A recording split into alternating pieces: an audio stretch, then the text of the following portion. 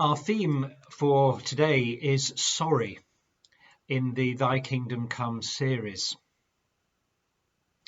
And one of the Psalms which we can reflect on is Psalm number 51.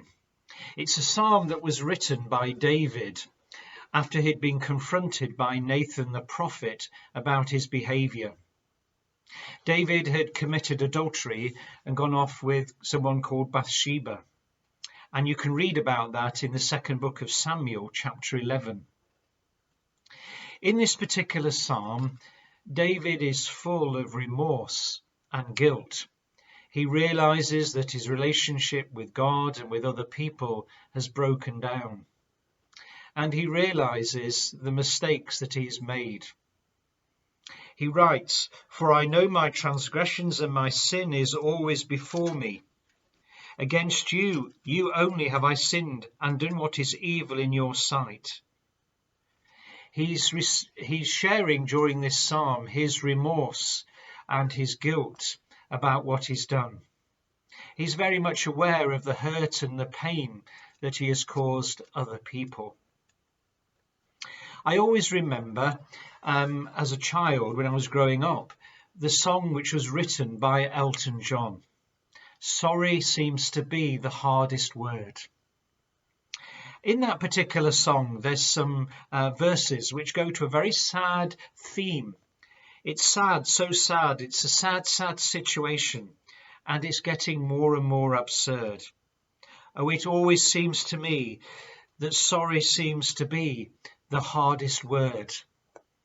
And in that particular song, which was written by Elton John and Bernie Taupin, they talk about the feelings that they have around their what has happened, and they feel and say that sorry is the hardest word, and it is the hardest word to say when you mean it to other people, when you realize you've hurt other people by what you've said and what you've done.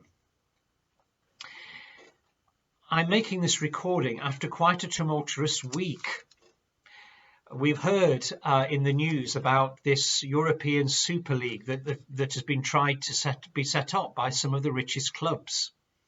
And over the space of 48 hours, fans, the media and politicians have all reacted very negatively to the suggestion that was made.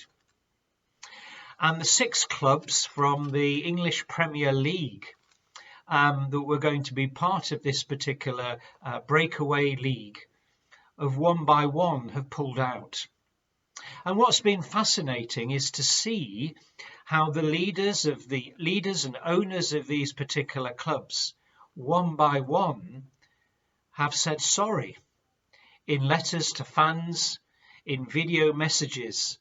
They've expressed that they're sorry for what they have proposed and for the way in which it's been interpreted. They realise that they have caused a great deal of hurt and distress and haven't listened to particular fans. And those particular owners wanted to say sorry for their particular actions and what they have caused. And that's the first step, isn't it, to rebuilding a relationship with other people and with God. When things have gone wrong, when we've hurt other people by our words and our actions, and when we've hurt God with our words and our actions, we know that there's an important aspect of God's love, God's grace. We can come before God and say that we're sorry and receive God's forgiveness. How important it is to say sorry to those people that we've hurt, the people that we've hurt with our words, our phrases and our actions. And when we say that word sorry to someone and mean it in our hearts, and when it's accepted, there's the opportunity of rebuilding again relationships with other people. But sorry seems to be the hardest word.